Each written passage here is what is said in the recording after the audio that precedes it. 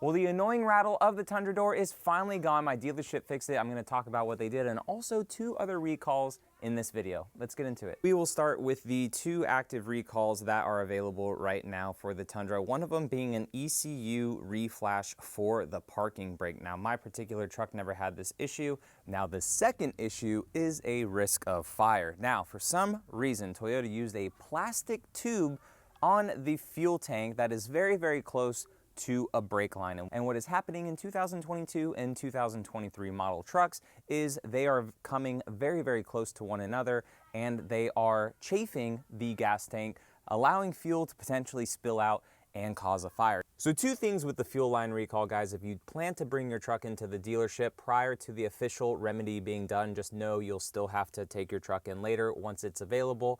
And the other thing is your truck may have to be at about 1/4 of a tank. Nowhere in Toyota's letter that they sent out or also on the app for the Tundra does it say that your fuel tank needs to be under 1/4 of a tank for them to perform this recall. However, my dealership said that ideally it would be nice if the truck was under 1/4 of a tank. My truck was very close to that, so they were able to perform the recall, but just keep that in mind. I'm not sure if all dealerships are like that, but that was ideal for my dealership. Let's talk about this rattling door now. So in my last update video, telling you guys the ghetto fix was this little bit of foam right here, in-channel stuff that I got on Amazon. I will put a picture of what I bought on the screen right here and also leave a link in the description for you guys if you want to temporarily fix your truck. But what they did was they were able to duplicate it, and it is not the window, guys. For some reason, it was all of this seal. So all the door seal around this whole truck is just nice, thick door seal now. I don't know what cheap crap was used in the beginning or something, but it is definitely the door seal. And one extra preventative measure that my dealership did was also all the in-channel stuff right here, all of this seal for the window. So they replaced all of this in-channel seal, I believe, on both the inside and outside, and then the actual door seal itself for my truck. Now, the second thing that I wanted them to do, because that's what Toyota corporate said to do, was to try to bring the striker of the door a little bit closer. So this is the striker on the truck, both here and here to my knowledge, and I'm not sure how that they can adjust this on the truck to bring the door to essentially be tighter against the cab, okay? And the reason for that was because when I said, hey, I think it's a seal, because once I put the seal in, there was 0 movement, 0 sound, nothing from this. So my dealer tried, and unfortunately, my door is as close to the cab they said that it can get. So there was no extra adjustment for this door to get closer to the cab. So what they did, again, was replace, I'll leave the part numbers and everything. I'm pretty sure that they did these ones here and all these on the doors. So basically new seals on not only just the passenger door, but also the driver's door. So even though I had no issues with the driver's door, they just did both of them just in case. So brand new seals and everything on the driver's door, and also brand new seals over here on the passenger's door. So for now, hopefully, I'm gonna keep this just in case, but hopefully this whole issue is over.